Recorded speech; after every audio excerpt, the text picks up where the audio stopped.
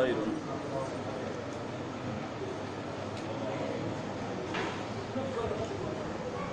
أعوذ بالله من الشيطان الرجيم. الله تبارك وتعالى روي أهم هرق بيدو يمب ماذا خير ولكبر مجد أم قوم تبعين كاكو يمب أولونيتو والذين ابن من قبلهم أربقا ومأبه بيدو أهلكناهم من هلك نبي دونو إنهم تبتي كم بكانوا بلاتنك مجرمين كوبي بندي بما كوبي بومبي وما خلقنا السماوات الله من تجراد كم مولد والأرض إليه دي وما بينهما إهود كوني حق نمجي كنجي من ولداد تندو تيلاعبين كمن هم في جده ما خلقناهما من تجراد كنجي إلا بالحق سونا سفقوا ولكن كانوا أكثرهم قرب دود يبدن لا يعلمون بأراء دود عليه الله تبارك وتعالى باو عندن دين أقالي فرعون يبمودون وند فرعون ولا دنك توالو يكونتي بليل دين أولي هبين ببنر amma yimɓe makko ɓen ɗum woni banu israil ɓe wonno hoore mum ɓen kanko wona o jeeyaɗo e banu israil kanko ko jeeyaɗo e leñol wiyetengol ngol hebot akbat kono kanko wonno fewno ngol zamanu mo allahu jonni laamu e doole hoore maɓɓe amma banu israil ko ɓen ɗon wonno yimɓe moƴƴuɓe ɓen pewno mum zaman ɗum woni yimɓe annabi Musa ɓen alayhi salatu wassalam allahu wi o suɓike ɓe hoore gandal o addani ɓe immorde e ayeje ko tawata hino e muɗum jarrabe ɓanguɗo ma nema ɓanguɗo ɓawɗo mo andini ɓeɗo yimɓe ɓe nelaɗo nela e muɗum ko wonno alhaali maɓɓe on ko ɗum woni ko wi'ugol maɓɓe mayde nden ko nde aranon ɗo tun bimana mo maayi o immitotaako ɓe yeddi ummotal ɓe yeddi haspoore ɗum ɗon ɓeydi keferankaako maɓɓe nguru ɓe wi wonde ɓe immintintaake ɓe addi jiɓaye wi'ugol si tawi ko goonga ummotal ko goonga ala neeɓi ko fuɗɗa maayede mawɓe amen e mawɓe muɗum maayi no neeɓi e addane men ɓemmayɓe ɗon immintineɓe addun si tawi ko goonga ummotal no wooti allahu tabaraka wa taala ko ɓen woni jabade ɗo e ko nandi e maɓɓe o wi ahum e hara ko kamɓe hayru woni ko ɓuri moƴƴude eɓe sikka eɓe hewti moƴƴugol sappo ɓe ɓura eɓe hewti doole sappo ɓe ɓura qawmu tubbain yimɓe oɗo neɗɗo tubba no wiya ko inde neɗɗo joginoɗo doole ko moolana laami ko fawi duuɓi temettati e hoore yimɓe mum ɓen ko e leydi yaman o wonno o laami laamu juutungu o heɓi doole mawnude no inna kanko wiyete ɗon tubba mana ko jammore ni no wawi ko innata haysar e kisra e ko nandi hen ko inde ɗuwayo amma kanko no inna o naatuno islam bimana o jaɓuno diina annabi Musa kan alayhi salatu wassalam nde wonno woodegol oɗo ko addu hay annabi Isa alayhi salatu wassalam o yahono Madina o rewi e saare Madina nden o faalaɓe haɓude kono o ronki o haɓide e maɓɓe seeɗa tawi ɓe haɓide ñalowma ɓay ko o koɗo jemma ɓe welnamo jemma ɓe waɗanamo ko ñaama ka o wona ɓe o woni haɓudude ɓe addi hersa e makko o hersi o terdi haɓugol ɓe o ƴetti ɗiɗo e karamokoɓe yahud hoɗunoɓe ɗon o yaadi e muɗum ɓe wiimo wona ndema wawata haɓude ndi leydi wanno madina ɗo annabajo sakkitotoɗo nerede on ko ɗo woni ko o feɗata waala allah jonnatama doole e wawugol ɓe ɓay o rewi makka hoɗugol ka makko yaman o haala haɓude ɓe ɓe haɗimo ɓenɗiɗo ɓe haɗimo ɓe inni koye ndi leydi ɗo woni ko o jibinte ɓeɗan a heɓata doole haɓugol madina a heɓata doole haɓugol makka ɓe yewtimo ha o silmi on saayi ko diina ka annabi Musa kan adduno kan diina islam annabaɓe fof ko islamu addi on saayi o convainci o jaɓi kono yimɓe makko ɓen kan o sali ko ɗum waɗi kanko o aybinaka ko yimɓe makko ɓe woni ko aybina ko ɗum waɗi allah windi ɗo ahum hayrun am qawmu tubban islamu toñata ko bonnuɗo on woni ko nangidirte bonnere nde kanko ɓa yimɓe makko ɓen salike o fiilen allahu yewtiri muɗum ka suratu saba laqad kana li sabain fi maskanihim aya ha ka ayeje ɗen hatti ton ko yimɓe tubbaɓe kamɓe ɓe halka ɓe lancita e leydi maɓɓe ndi ɓe woni hande kadi ɓe maɗa hoɗo sabu ko ɓe yeddi allahu kon tabaraka wa taala ko ɗum waɗi si allahu wi ahum hayrun am qawmu tubba walladina ɓen min qablihim arnoɓe adɗo maɓɓe nde wonno ɓen ɗo yeddino ahlaknahum ɓen halkuno ɓe idan kala yedduɗo e kala zamanu so haɗitaaki o tuubaali o rutti immode yeddugol makko ngol yo anndu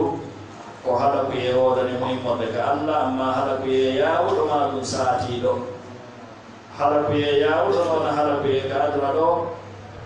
e tawa kadi koko yaawi o halke ɗe noon haɗa ko ye saatiiɗo ɗum woni ɓaawa mayde makko nden ma atto mayde makko nden jokkondira e ɓaawa mayde makko nde innahum ko tabiti ko waɗi noon kamɓe ko no waɗi men halkiɓe ko tabiti kamɓe kanu ɓe laatinoke mujrimin ko ɓe bomɓe ko ɓe bandiɓe iran kala bonɗo ko sifani ɗo joddi woni ko habbi ɓaawo ɗum allahu tabaraka wa taala no andinde en hikma e illa tagugol makko leydi e kammu e laɓɓingol hoore makko kanko allahu ganin fijiɗaru e merente ko ɗum waɗi wenni wa ma halaqna samawati min tagiraɗe ɗi kammuli min tagaɗe ɗi kammuli wal arda e ɗi leydi tawi wa ma baynahuma e konɓoni hakkude leydi e kammu tawi laibina komi wonɓe fijude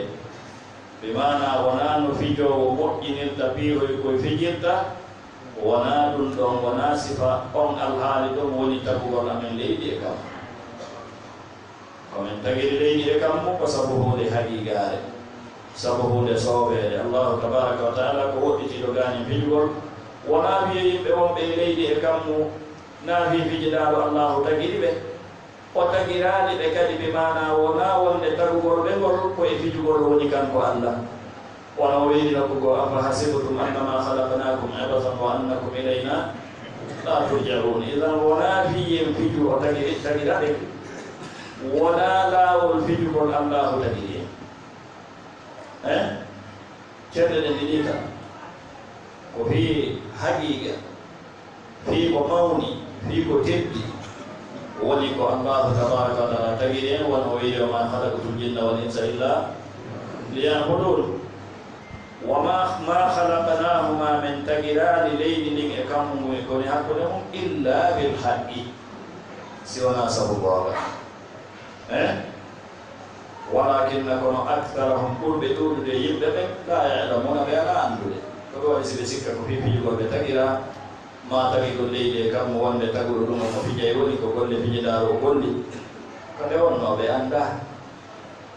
majjere noon anndal anndugol noon ko ɗo way ɗum jom muɗum e ko nin soyta yeeso makko ɓaawɗo moyni inna yawmal fasli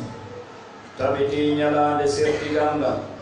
miqatuhum woni jaate maɓɓe ɗen ajmaina ɓe dendandal jonnon kala miijiɗo ko fijugol fijiɗaaru o tagiɗa ma o wi tagugol leydi e kammo Allah ko fijiɗaaru woni ko waɗi ɗo Allah fijay woni Allah ko fijoowo ɓe mana o sifori Allahu sifaji ɗi Allahu kanko Allahu o handa o feppodira ma kanko o sikki ko fi mere o tagiɗa oɗon ɗi joguitade soobe mo o tagiɗa on fi mum ɗum woni andugol Allahu taguɗo mo on rewamo aɗa yo andu ñalande sertigal wiyetegal yawmal fasl ñalande sertigal ñande tawi moƴƴuɓe ɓen e bomɓe ɓen seedoyay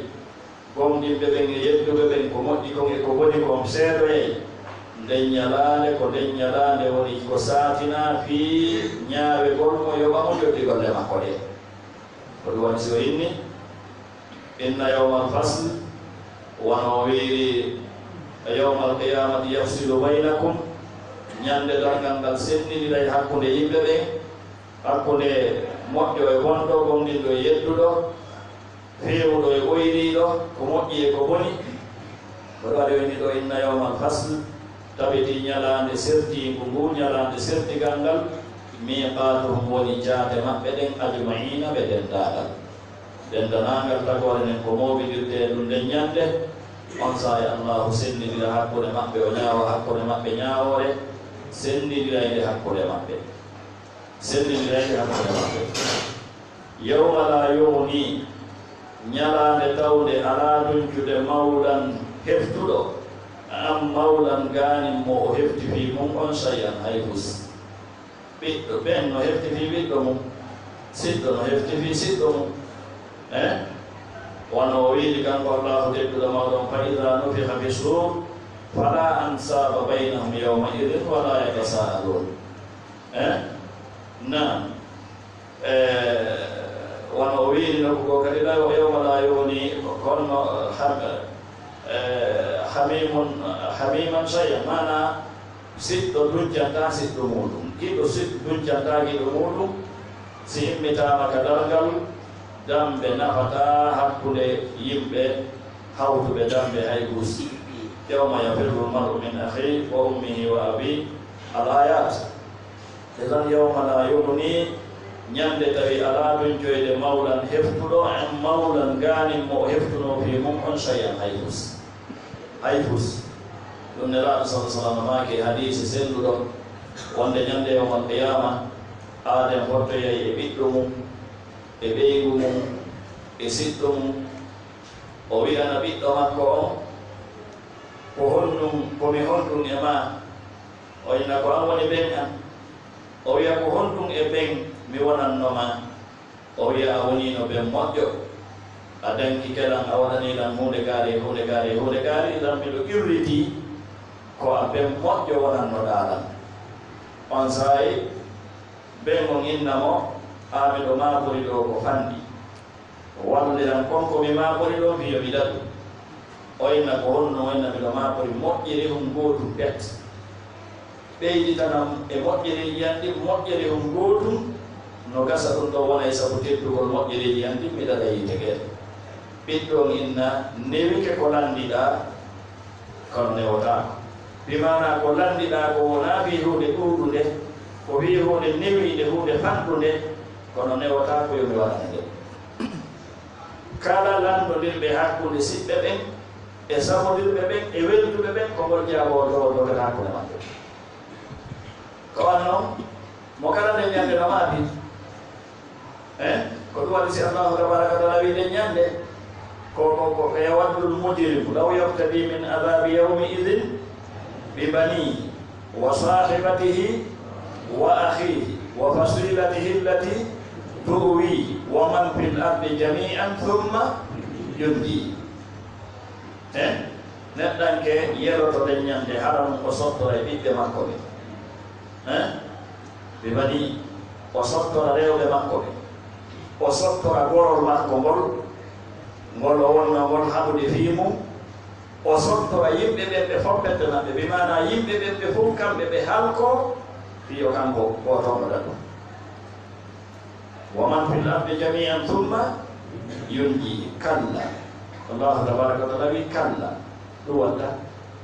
goto sottata goɗɗo nde ñande, sottata goɗɗo nde ñande jawdi makko ɗin ma ɓiɓɓe makko ɓe, o sottata goɗɗo nde ñande ko gomɗinal makko ngal e golle makko maɓɓe ɗe, ko ɗum woni ko sottatamo nde ñande. Yo Allah tabaraka wa ta'ala arsuɓe nde toppitoɗen fiigal gomɗinal meɗen e ɗe golle meɗen moƴƴe. Mo welsinike fi ɗum ala mo janfade hoore makko janfa ka o heɗoyta hoore makko e hoore mum ñande yawmal qiyama. Yo Allah ɗanɗoy idan ko ɗum waɗi si Allah inni yawma la yughni mawlan an mawlan shay'a wala hum wala kamɓe yunsaruna woni ko wallete. En andi ballal iwrata hakkunde siɓɓe ɓen iwra e oya yaha e oya, wona hakkunde ɓiɗɗo e jibinɓe ɗum, wona hakkunde jettidirnoɓe, wona hakkunde siɗɗirɓe. ballal iwrata e hay goto fewta e oya ñande yawmal qiyama. Joni noon taw si ballal iwroya yaasi harawna e siɓɓe on tigi ɓen ko janamɓe ɓen, o andini ɗum kadi watta wala hum yunsarun. siɗɗo on tigi ɗum wallade mum na noon fi janama e makko. Edan ko fiyaki hulɓiniɗo mo neɗɗanke hani wattande hilla fi muɗum, ko ɗum waɗi o hikkiɗo heɓata ballal nde ñande illa man rahimallah, illa man rahimallahu, siwana on mo Allahu yurmini. On tawnoɗo Allahu yurmini mo arsikimo yo jaɓu islam, o jogito l'islam on no l'islam jogitorte noon, ka konngol e ka golle e ka anniye, o wuura e mum o maare e mum. Oɗo Allahu yurminimo, komo Allahu yurmini o jaɓinte l'islam, komo Allahu yurmini o waɗata fiiwɗo. ko ɗum waɗi sinnaɗo sala sallamaki Allah no hokka aduna mo o faala e mo o faalaaka.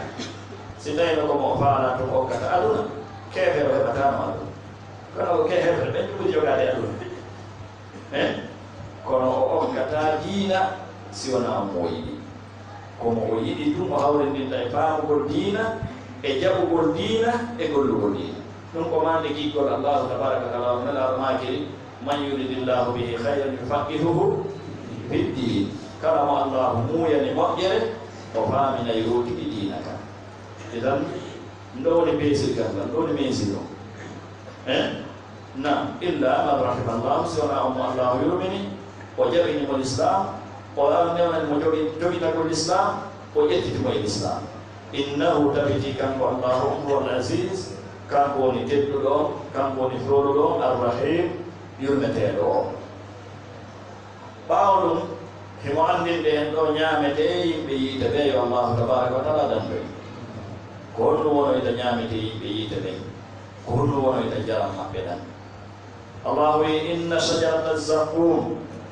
tabiti leggal wiyetengal ngal zaqqum, ko inde leggal ni ngal Allahu yewɗigal fi muɗum yahruju yantoyeygal ngal ɗo ko fuɗoyta daroga ka tumbe yiide jahannam. ko ngal Allahu inni tonɗo ha ka annahu ru'usu shayatin, poƴƴade maggal ɗo mbaadi mundin no wawi wa ko e seytane ɗe, mana ko haddini kanugol. amma haaɗugol dimɗe maggal ɗo no ali e hadise wonde si tawi no poƴƴalum gootu pet yanino e baharuji aduna on, hara ko poƴƴalum gootu ɗum ɗon haaɗinayno dendanangal baharuji aduna on. na dey woni ma jaangol ma baharu goto bakko dendanangal baharuji aduna ɗin ɗi fof ɗi haaɗayno. goɗɗo wawatano yarde sintire ndiyan e hoore on ndiɗo leydi. ko ɗeɗo dimɗe noon ko ngal ɗo leggal noon woni ñaamete yimɓe yiite ɓe. inna shajarata zaqqum, tabiti leggal wiyetengal ngal zaqqum, ta'amul athimi, ko ngal woni ñaamete bakkondiɓe ɓe. al athim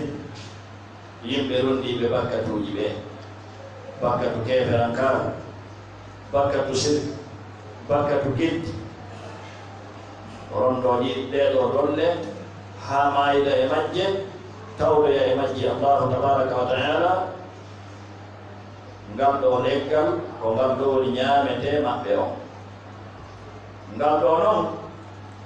kal muhli e ngal wayiwa ƴiƴƴiƴiri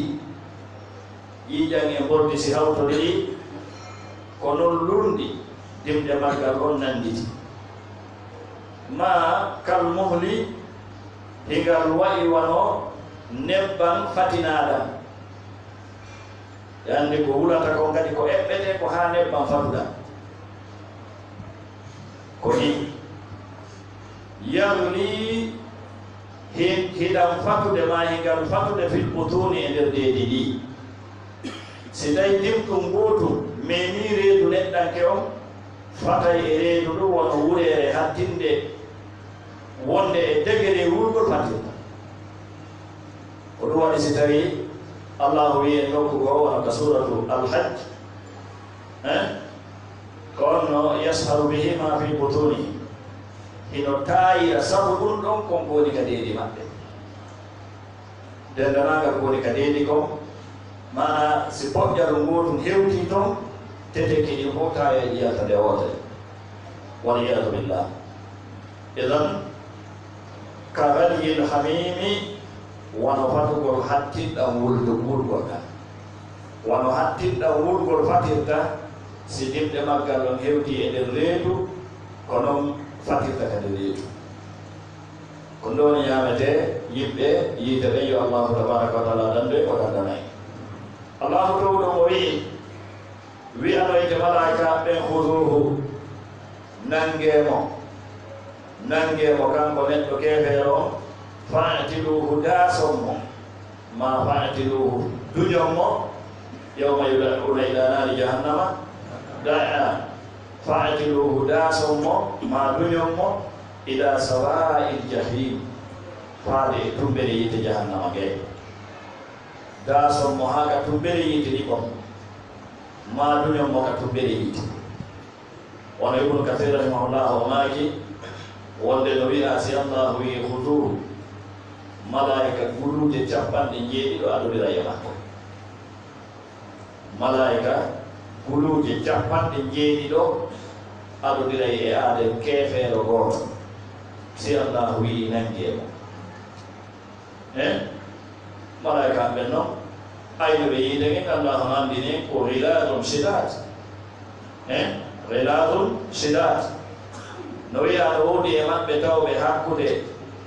kanowru mon ɗum foti ɗon e barawal mongal ko duuɓi temeɗɗe joyi yarete hakke janɗugol ɓe allahu inde ɓen ko hilal sidat guluje capanɗe jeeɗiɗo ɓe woni ko aɗodirta e kefeere gooto daasugol ko maadunigol ko maa ko nanndi hen thumma subbu refti hibbon fawqa ra'sihi ka sengo dow hoore makko min adabil hamim immorde e ledde sattude wulgol ɗe no inna si allahu inni ɗum ɓe tappiremo marto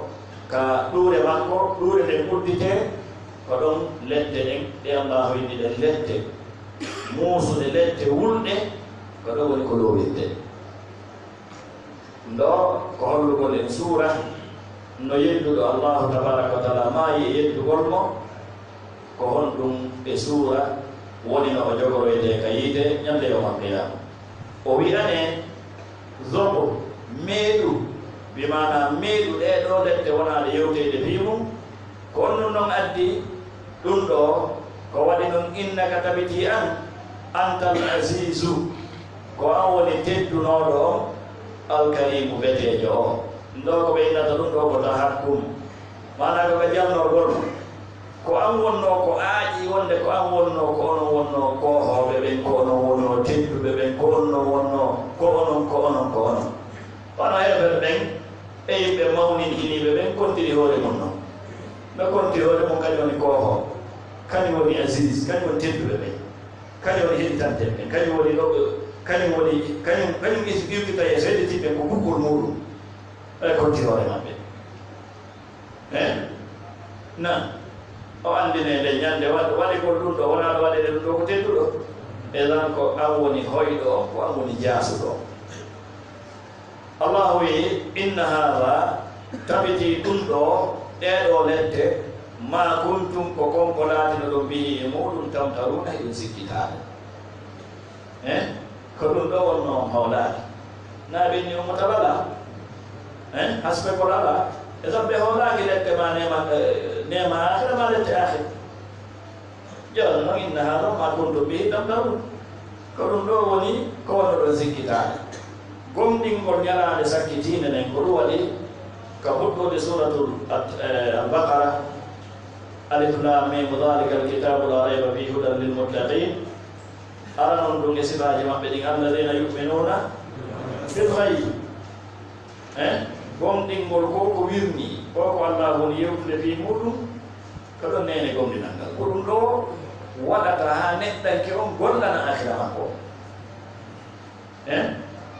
ko ɗum waɗi si tawi ɗum ɗon attora hay julde nden e zakka o alladina yuminuna bilgayb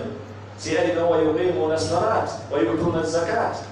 kono si tawi woni neɗɗo hoolaki ko wirni kom allahu kam ko ti ko gaybu ko wirni ɗo e suraki yiite gen e aljanna on ko gaybu gaburu on ko gaybu ko noon ngayka ka wiyete gaburu ngayka kam wiyete kaburu on ko feƴƴata e gaburu on ko wona ina kam ngayka tum sinama kabur ko ka aade mo wonata ɗon hakkude maygol makko e immitagol makko ɗo wiyete barzakh foti noon wono no o woni hay si tawi ko kulle ñaami mo o maayi ko kulle ka jordi ma ka bahar woni ko o ñaama liƴƴi ɗi ñaamoma ka bahar ma kulle ɗi ñaamoma ka woni jordi ɗum ɗon fo itta wonandema ko rewata e neɗɗo on ka gaburu makko rewa e makko ko ɓanndu ɗo wona ñaamede ɗa ko yettiko no yo allahu towɗo paamen faamude seddude o jaɓinayi o harsika en anangol hoore men ha tawa en wawata darade faamugol ka ɗo dina e gollitirgol kay hoolagol wa sallallahu ala nabina muhammadin wa alihi wa sahbihi ajmain nam subhanakallah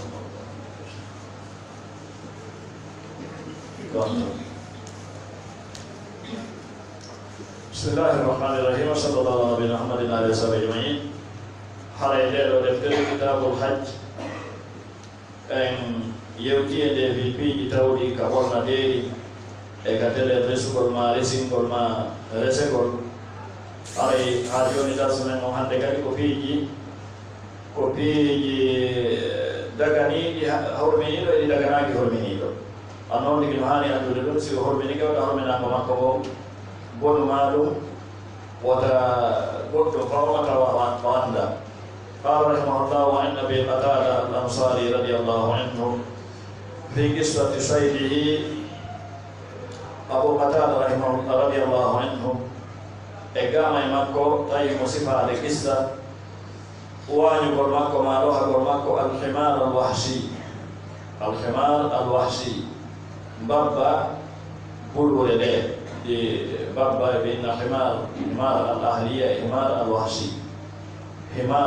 himarul ahli ñametake babbi ne ete ɗinin ɗo ñametake amma babbi wonɗi ɗi kaburure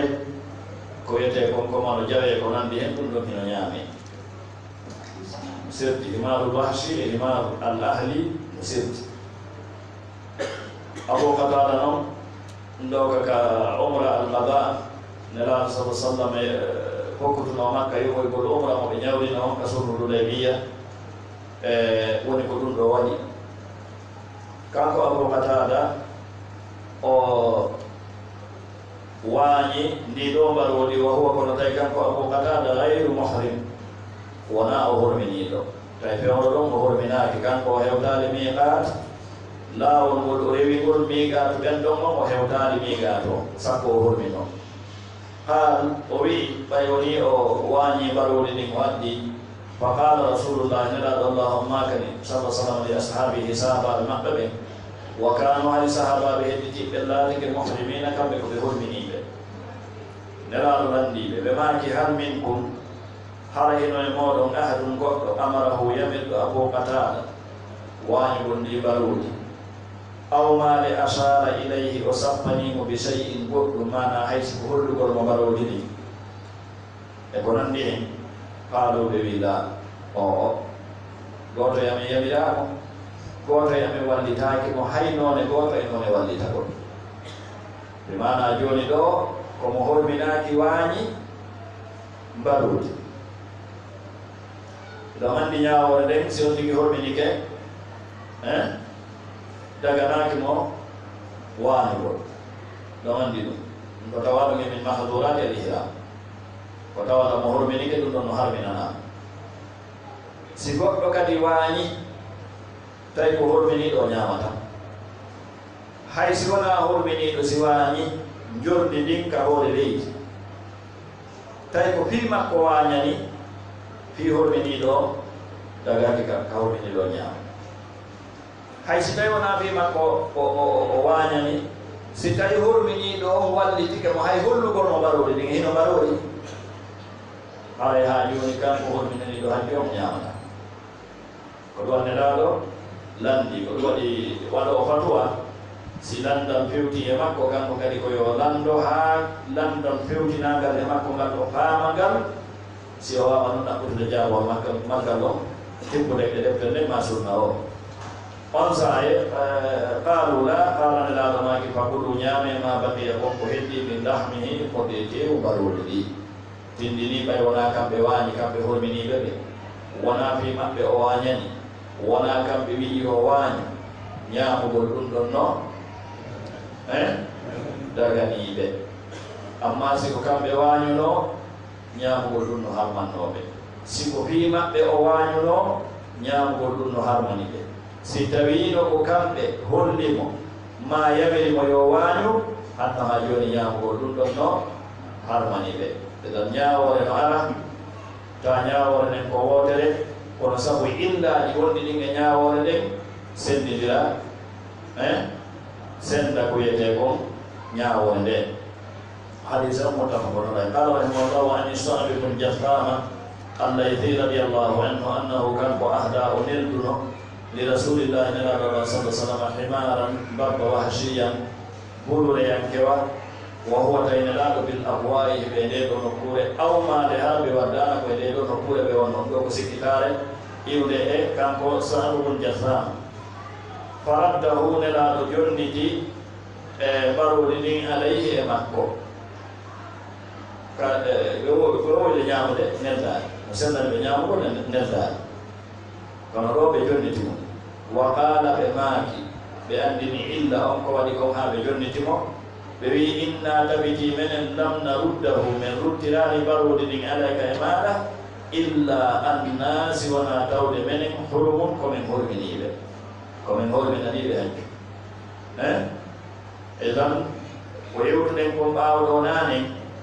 ka hadise Abi Qatada radiyallahu anhu e o hadisa Sa'd ibn Jathama ɗo sa hawtidiri ɗi hadisaji ɗo ɗiɗi a faama yewtere nde yewtere bennani on noon nelaɗo wiyani sahabaɓe ɓe yoɓe waɗu on noon ɓawaga yoɓe ñaam ɓe hormini ka ɓe horminaki ɓe hormini kamɓe ɓe addanama ɓe jonniti adduɗo ɓe innima kon hade ɓe ñaama ko ɓe on men jonnitirma ko ɓay meɗen hormini e tan ko on ɗum waɗi ha ɓeeɗa ɓe inni yoɓe ñaama kamɓe ɓe inni ɓe ñamata eɗe ɓe fof ɓe hormini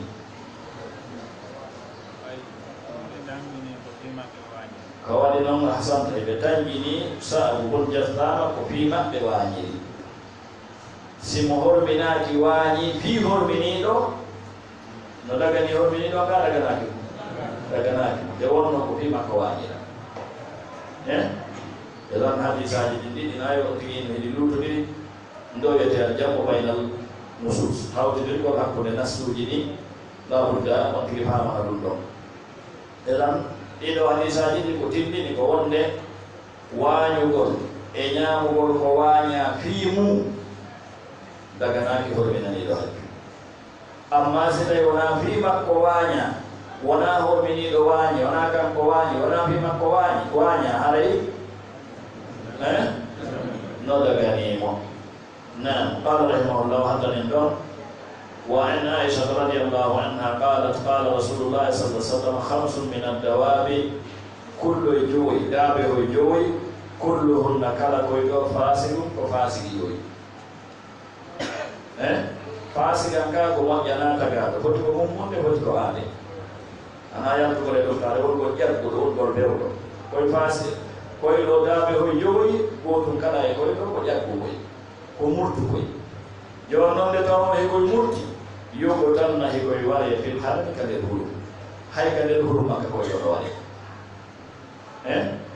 honkoy woni koye alghurab ndu son wiyeten ɗo ghurab wono jiilal ko nandi terkere ka meɗen ga nanga e joppi e ko nandi e wujje cimmoto ñameteje ko nandi won hedde atu no kadi ko inde soddu won aqrabu e yaare nden nden yaare ko gatay ɗum no mari tooke won fa'aratu e moɗɗini won kambol abour e bariyeru ñamgundu ɗum ko woni bariyeru feetu no gatay no ɗum koyɗo jowoyi no waɗe ka hurumu o ka heddu o hay hoɓini to hajju no newnana wargol koyɗo e ko nandi e koyɗo kala ko tawata bonnay lorray ala no newnae